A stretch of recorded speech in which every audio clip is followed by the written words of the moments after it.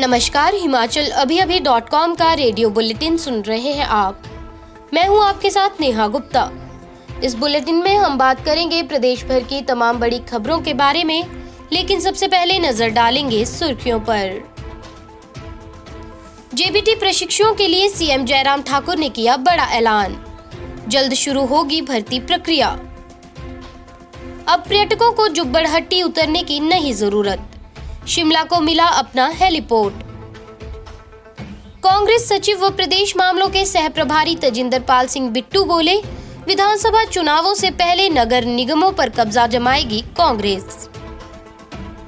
Central university करेगी औषधीय पौधों से स्तन कैंसर के उपचार पर शोध, राष्ट्रीय औषधीय बोर्ड ने दी मंजूरी।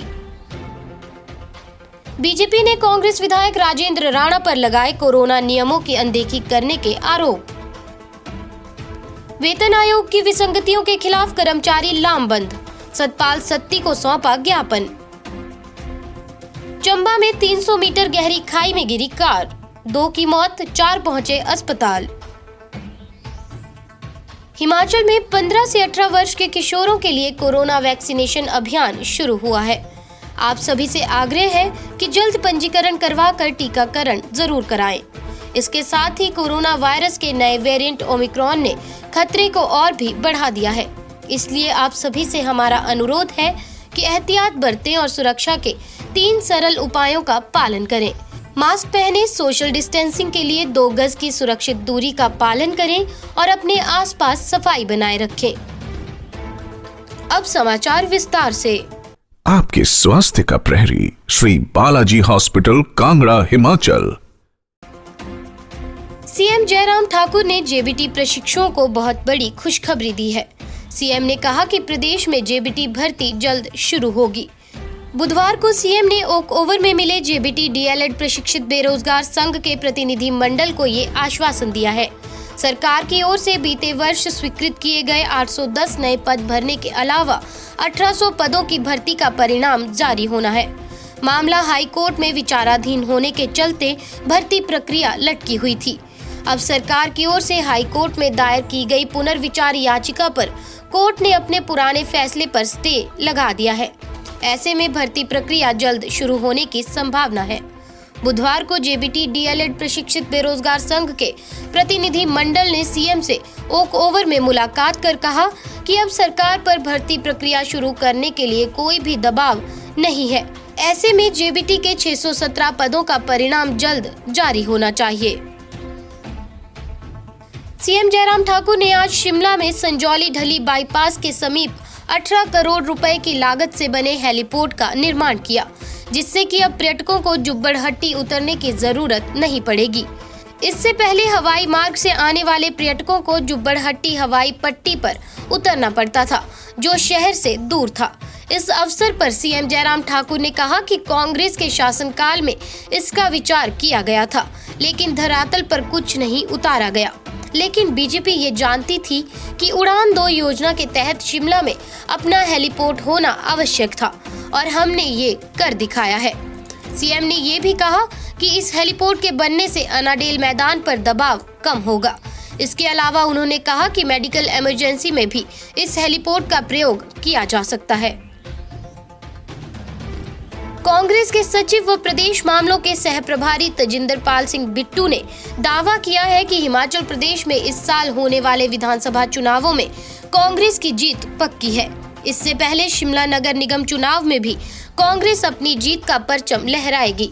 प्रदेश कांग्रेस मुख्यालय राजीव भवन में आज पत्रकारों से बातचीत करते हुए बिट्टू ने प्रदेश कांग्रेस की मजबूती की सराहना की और कहा कि हाल ही के 4 उपचुनावों में कांग्रेस की शानदार जीत का एक बड़ा व उत्साहवर्धन संदेश पूरे देश को गया है।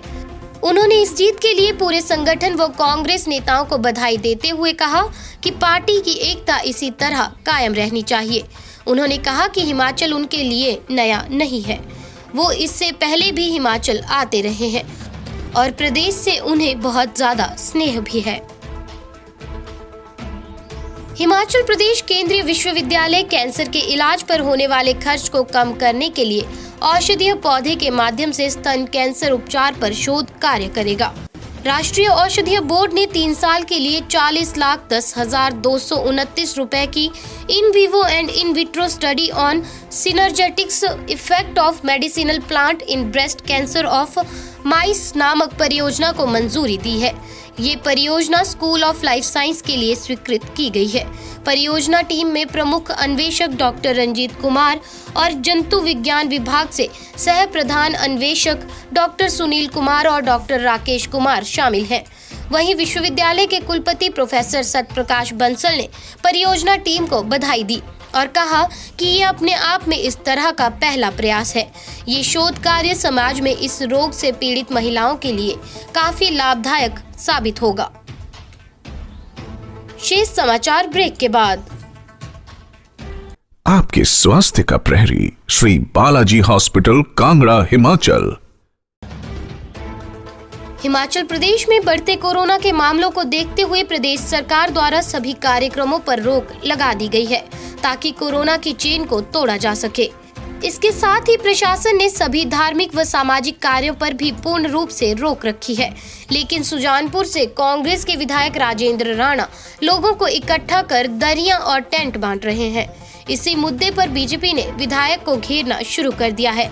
सुजानपुर बीजेपी मीडिया प्रभारी विनोद ने विधायक राजेंद्र राणा पर सरकार के नियमों की अनदेखी करने का आरोप लगाते हुए कहा कि कांग्रेस ने हमेशा दोहरी मानसिकता वाली राजनीति की है। एक तरफ कांग्रेस के प्रदेश अध्यक्ष कहते हैं कि कोरोना को देखते हुए सभी कार्यक्रम रद्द किए गए हैं और सरकार पर भी दबाव बनाया गया है कि कोई भी कार्यक्रम ना किए जाएं। लेकिन वहीं दूसरी तरफ कांग्रेस के ही विधायक लोगों को इकट्ठा कर सामाजिक कार्यक्रम कर महिला मंडलों को दरिया व टेंट बांट रहे हैं। प्रदेश सरकार के हाल ही में लागू किए गए छठे वेतन आयोग से पैदा हो रही वेतन विसंगतियां कर्मचारी वर्ग के लिए बड़ी परेशानी का सबब बनती जा रही है। वेतन आयोग की सिफारिशों के बाद एक कर्मचारी संघ इसकी मुखालफत के लिए सामने आने लगे हैं। आज डीसी ऑफिस ऊना में कार्यरत जेओआईटी वर्ग के कर्मचारियों ने वित्त आयोग के अध्यक्ष सतपाल सिंह सत्ती से मुलाकात कर वेतन आयोग की सिफारिशें लागू होने के बाद पेश आने वाली वेतन विसंगति की समस्या का मसला उठाया। उन्होंने वित्त आयोग के अध्यक्ष सतपाल सिंह सत्ती को ज्ञापन सौंपते समय गुहार लगाई है कि इस मुद्दे को सीएम जयराम ठाकुर के ध्यान में लाया जाए। वहीं सतपाल सत्ती ने भी कर्मचारियों को आश्वासन दिया है कि इस समस्या का हल करने के लिए सकारात्मक कदम उठाए जाएंगे। हिमाचल प्रदेश में सर्द मौसम में हादसे रुकने का नाम नहीं ले रहे हैं। प्रदेश के चंबा जिला में एक दर्दनाक हादसा पेश आया है। इस हादसे में 2 लोगों की मौत हो गई जबकि 4 घायल बताए जा रहे हैं। ये हादसा डलहौजी के सम्मा द्रबला रोड पर द्रबला के पास हुआ है। यहाँ पर एक कार अनियंत्रित होकर 300 मीटर गहरी खाई में जा गिरी। सूचना मिलने पर पुलिस टीम ने मौके पर पहुंचकर ग्रामीणों की मदद से घायलों को अस्पताल पहुंचाया। कार में 6 लोग सवार थे और द्रबला के पास कार गहरी खाई में जा गिरी। इनमें 2 लोगों की मौके पर ही मौत हो गई जबकि 4 लोग घायल हैं। घायलों को चंबा मेडिकल कॉलेज पहुंचाया गया जहां पर उनका इलाज चल रहा है। हादसे के कारणों का फिलहाल पता नहीं चल पाया है, लेकिन पुलिस जांच में लगी हुई है। इस बुलेटिन में बस इतना ही। कल फिर मुलाकात होगी। नमस्कार।